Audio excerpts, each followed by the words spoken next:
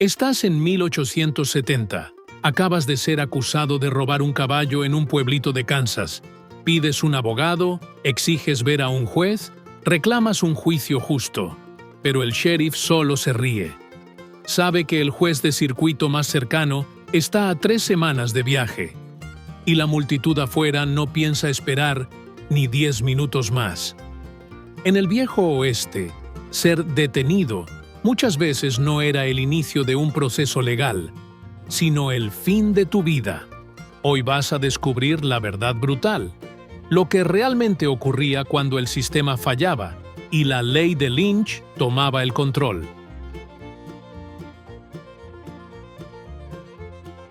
En el viejo oeste, tu primer shock al ser detenido no sería la violencia, sino el abandono. Olvida el tribunal imponente con columnas de mármol. Tu realidad ahora se resume a 4 paredes de madera bruta, infestadas de chinches y con el olor sofocante a pino y sudor. En el momento en que la puerta se cerró, dejaste de ser un ciudadano con derechos y te convertiste en un fantasma jurídico.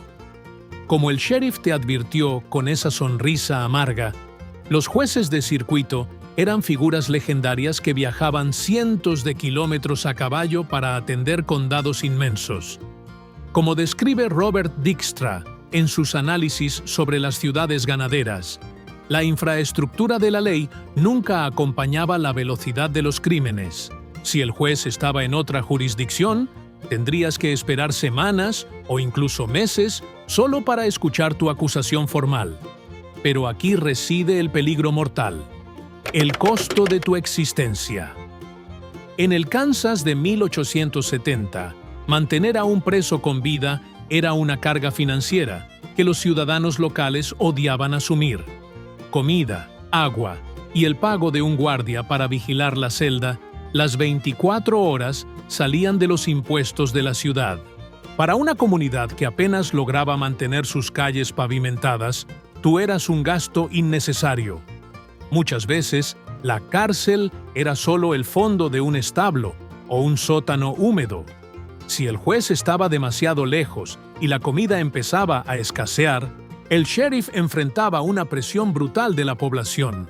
En el vacío de la ley oficial, la justicia rápida, la que ocurre en la oscuridad de la noche, sin papeleo y sin costos para el contribuyente, dejaba de ser una elección ética y pasaba a verse como una solución económica necesaria. No estabas solo preso, estabas en el corredor de la muerte de un sistema que prefería enterrarte antes que alimentarte una semana más. Si tenías la suerte de no ser arrastrado por la multitud de inmediato, tu juicio ocurriría en el lugar más improbable y peligroso del pueblo, el salón local. En el viejo oeste, el salón era mucho más que un bar. Era el corazón nervioso de la comunidad. Sin edificios públicos ni tribunales, el mostrador donde se servía el whisky más barato de la frontera se convertía en un abrir y cerrar de ojos en el tribunal oficial. Como describe Richard Erdoes en Saloons of the Old West, el juez era muchas veces un ciudadano común, como un comerciante o incluso el propio dueño del bar, con poco o ningún conocimiento jurídico. No estaba allí para garantizar tus derechos, sino para cerrar el caso antes de la siguiente ronda de bebidas. ¿El jurado? Solo los clientes presentes, hombres con el polvo del camino en la garganta y poca paciencia para escuchar defensas. En ese ambiente hostil, tu vida dependía del humor de la clientela. Imagina la escena. Estás en el centro de un círculo de hombres armados, mientras el juez apoya su martillo improvisado junto a una botella de Rotgut, el whisky venenoso de la época. Si eras un extraño, un forastero sin amigos en el pueblo, tu destino ya estaba sellado antes de que el primer testigo abriera la boca. No había abogados para señalar fallas en el proceso, ni derechos constitucionales para protegerte. Allí, entre el olor a tabaco y sudor, la justicia no era ciega. Estaba borracha, armada y apurada. Como señala Robert Dijkstra, sobre las ciudades ganaderas, el juicio era un espectáculo de entretenimiento y control social. Si la multitud decidía que eras culpable, el veredicto salía en un grito unísono. El siguiente paso no era una celda, sino la caminata forzada hasta el árbol más cercano.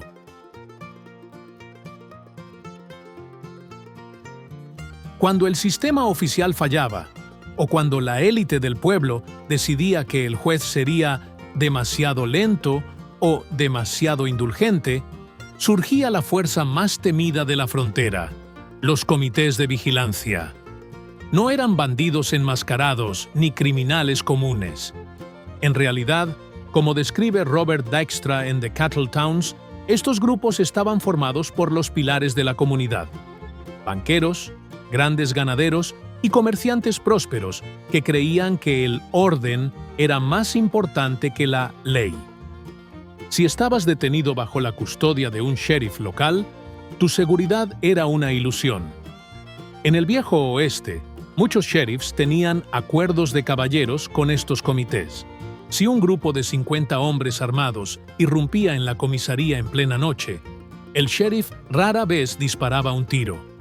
Simplemente entregaba las llaves. Para los vigilantes, la prueba era un detalle irrelevante que solo hacía perder tiempo. No querían un juicio, querían un ejemplo. Como vemos en los relatos brutales de Dee Brown en Bury My Heart at Wounded Knee, el vigilantismo era frecuentemente una herramienta de limpieza social. Si el detenido era un indígena, un inmigrante o un trabajador pobre acusado de amenazar los intereses de los poderosos, la sentencia se decidía incluso antes de que la multitud llegara a su celda. Lo llamaban justicia popular, pero era terrorismo cívico. Para esos hombres ya no eras un acusado, eras un símbolo de desorden que debía ser eliminado para que el ganado y el oro permanecieran seguros. Una vez en manos de un comité de vigilancia, tu viaje no terminaba en un tribunal, sino en un terreno vacío o bajo la rama de un roble solitario, donde la única ley aplicada era la de la cuerda. Si esperas el drama coreografiado de Hollywood, con un verdugo encapuchado y una trampilla que se abre bajo tus pies, la realidad de la ley de Lynch te va a aterrorizar. En el viejo oeste, las ejecuciones sumarias eran actos de amateurismo cruel. Sin la estructura de una horca oficial, la multitud usaba lo que tuviera a mano: el brazo de un poste telegráfico, la viga de un establo o, más comúnmente, la rama baja de un árbol. Aquí entra el detalle técnico que las películas ocultan. El objetivo no era una muerte instantánea. En un ahorcamiento legal, la caída larga sirve para romper las vértebras cervicales, apagando el sistema nervioso en segundos. Pero en manos de los vigilantes pasarías por la tortuosa danza del cáñamo. Como no había caída, no había rotura de cuello. El método era la asfixia lenta y desesperada. Te colocarían sobre tu propio caballo, con las manos atadas. En el momento en que el sheriff o el líder de los vigilantes diera la señal, el caballo era azotado para que corriera.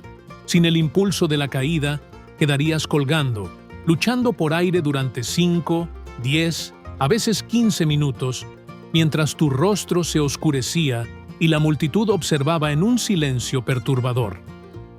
Como relata Dee Brown, para las minorías y los indeseables, este espectáculo era usado como advertencia visual. Tu cuerpo no sería retirado de inmediato. Muchas veces quedaba colgando durante días como un hito en el camino, un espantapájaros humano para disuadir a otros viajeros. En el viejo oeste, la justicia no terminaba cuando el corazón dejaba de latir.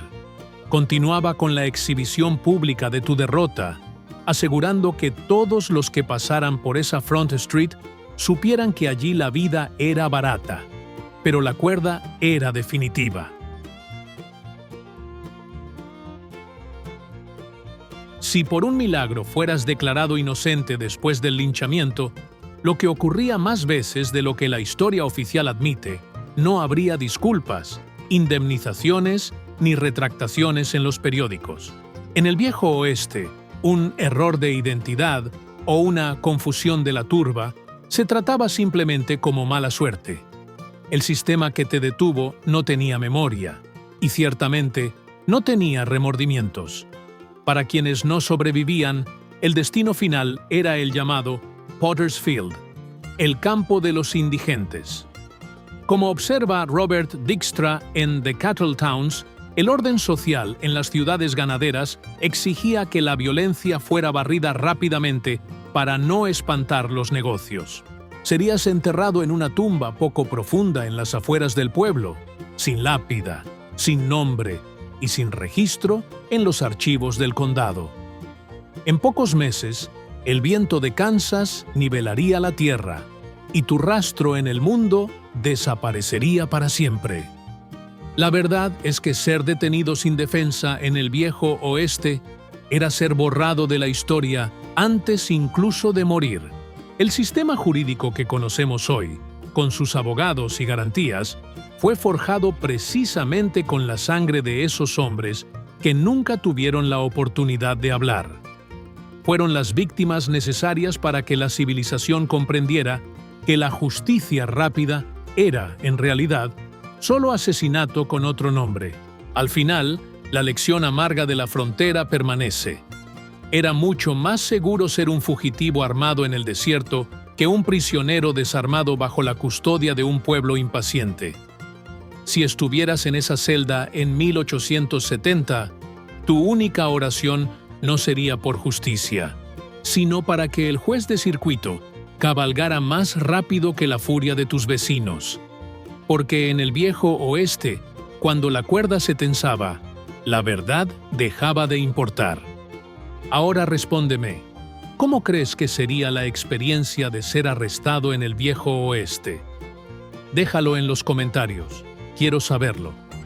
No olvides suscribirte al canal para no perderte los próximos videos curiosos sobre el viejo oeste. Te espero en un próximo video aquí en el canal. Hasta pronto.